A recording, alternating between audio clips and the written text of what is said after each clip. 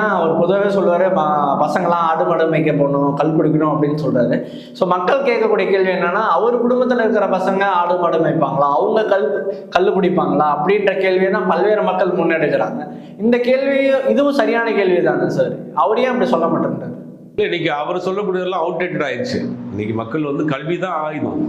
இன்னைக்கு பார்த்தீங்கன்னா தமிழ்நாட்டை சேர்ந்த ஒரு மலைவாழ் கிராமத்தினுடைய மாணவி கிளாட் எக்ஸாமில் மத்திய அரசு நடத்தக்கூடிய சட்ட பல்கலைக்கழகங்களுக்கான தேர்வில் இன்னைக்கு ஒரு மாணவி வாங்கியிருக்காங்க.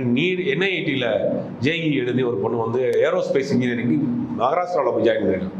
இப்படி கல்வி தான் ஒரு அடிப்படை சாமானியனை அடுத்த தலைமுறையை உருவாக்குறது, உயர்த்திட்டு போகும்.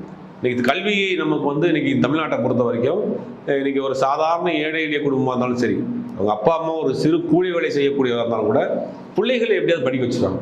வடநாட்டில் அப்படி கிடையாது. வடநாட்டில் உடனே வேலைக்கு அமைச்சிருவாங்க. தமிழ்நாட்டில் கல்வி தான் நமக்கு